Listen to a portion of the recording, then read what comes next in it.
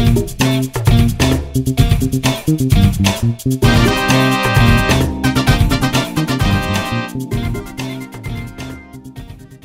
up at the age of 13, when I started looking at what would be my contribution to the society and trying to discover myself, I read about Prof talking about the wasted generation. And I think that the discussion around the wasted generation actually made me very angry growing up. And I was asking myself, my generation is going to go in the same line as a wasted generation? What would I do as a person, to contribute to my generation so that my generation is not wasted? But I cannot really say, at the age of 47, whether my generation is didn't actually go the way Prof generation has gone. And I think that that's where my discussion about rebuilding Nigeria, will start from. How many wasted generations do we really want to have as a country? Prof had mentioned three major, a lot of issues, but I will pick on three of them. The first issue that I will pick on is the fact that we don't often look at ourselves in the mirror. And he said we don't do that individually, and we don't also do that collectively. The second issue is the issue of a slave master who will never give up. And the fact that the slave masters are still here, they're still around us, driving what we are doing. And the third issue is that the problem is not only for the leadership, it's also for the followership. And for me, those are three major issues that I'm taking away from Prof's discussion. Because the third issue actually speaks to the issue of accountability, about what we're doing to change the state of things as Nigerians. The tale that Nigeria is a nation perpetually in conflict with itself, lacking in unity and deficient in trust, is old. In actual fact, most people cannot remember when it has not been told. I have had this severally. We have heard about the divided society. That the discussion about trust has been around us. And I also want to say that we are not the only multicultural, multi-religious, what we call ourselves to define our diversity. But we have always been battling with this discussion about rebuilding trust. So the discussion around restructuring today came as a result of trying to find a solution, to rebuilding trust, in ourselves as a country, and also addressing the fact that Nigeria is a divided country. So my point is that restructuring discourse itself is also as old as the political history of the Nigerian state. And I would not want to bore you with all what we hear every day about where we started from 1930 up till now, and why it is important for us to discuss about restructuring.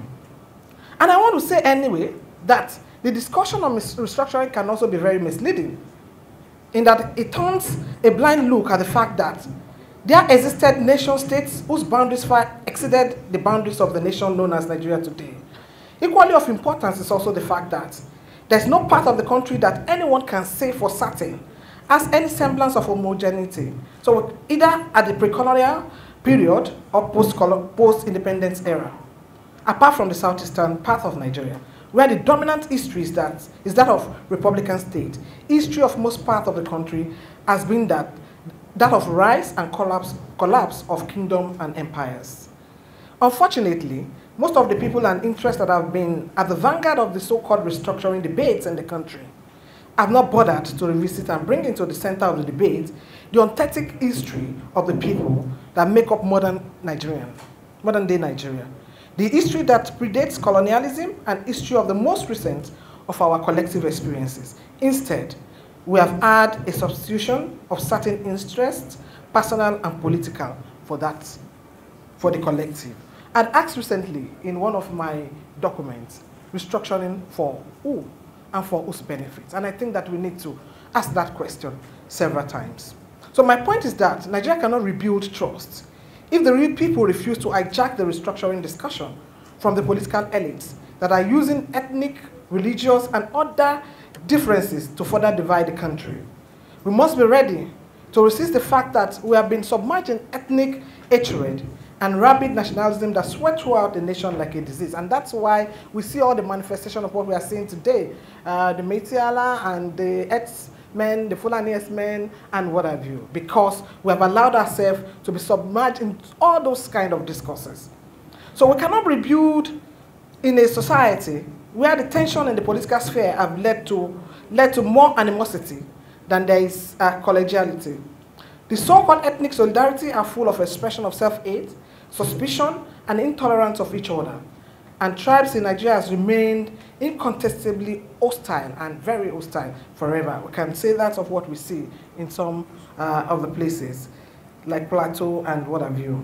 So we cannot continue to live under economic insecurity as we have presently, which is engineered by our rulers for their own selfish reasons, to maximize their own fortunes and their own political and economic power. Data shows that most Nigerians are unemployable, and that is quite very, very painful. Some of this came as a result of the inequalities that compromise merit or development for ethnic jingoism. We are concerned that Nigeria needs to be careful not to engineer the fall of Nigeria by its refusal or failure to capitalize on the enormous potential for growth and for pursuing a policy that condemns their citizens to a lifetime of poverty.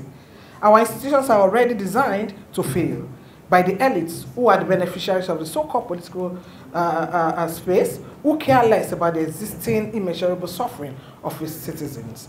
I want to say that in summary, that we have had opportunities where we can build a nation. And those opportunities are opportunities that we can call lost opportunities today. During Obasanjo's era, the Opusa panel came up with a very veritable report.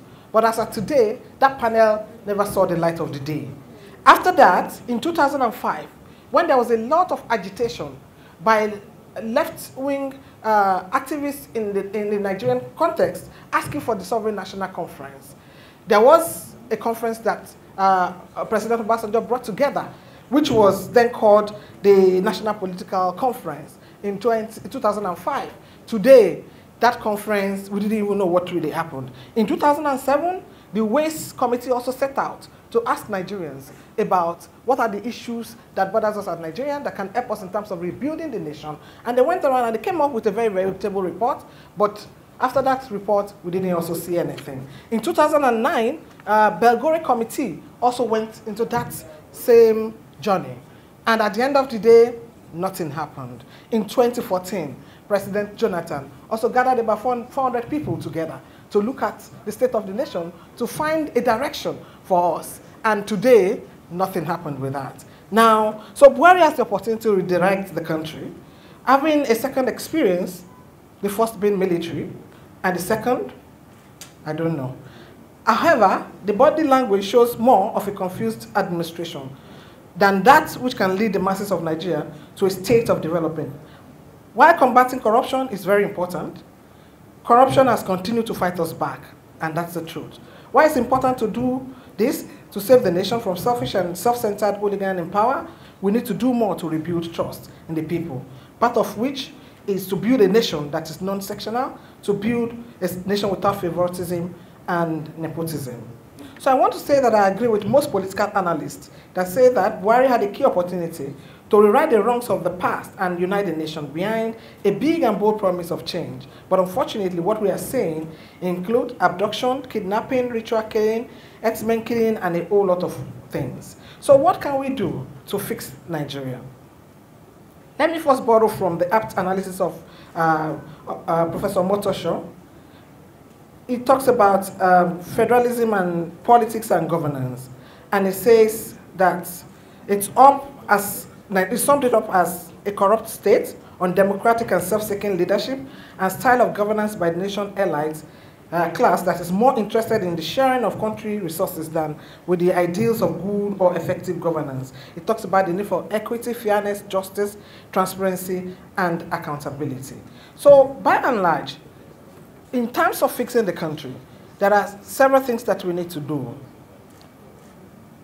One of the issues in terms of solution is the need for us to admit that the rise in recent years of militias, and the acceptable acceptance of this whole discussion about we and them, which is what we see in our discussion in the country. That there is a need for us to look at this from the fact that this affects not only, it affects more the youth of this country who can actually change the situation of all of us. Years ago, years back, when I was doing some work in the north, when you go to a buka to go and eat, you see a lot of young people, and they're still there because I was still in Adamawa of recent. They're still there all around, you know, trying to beg for food. And we look at it, we say, oh no, these are the almajiris. That is the way the society has is structured, so they can remain as almajiri. Today, those almajiris are the people who are very vulnerable to become the Boko Haram of today. So the point I'm raising is that where the country allows for injustice, where the country allows for inequality, we will continue to have the situation. There is no way we can rebuild any trust. So in terms of rebuilding trust, in terms of proposing solutions, I believe that there is a need for us, one, to address the issue of security in this country. We need a secure nation. You can only talk about trust when you are in a secured nation. So we need a secured nation. We need a nation that is united. I want to go about uniting Nigeria. I was at the national conference, and I know how difficult it was to even agree on a lot of issues. So people had actually put in a lot of hatred, you know, in the way people think, in your assumption of the next person. So we need to build a united nation. We need to build a healthy nation. As Prof said, the nation is very sick.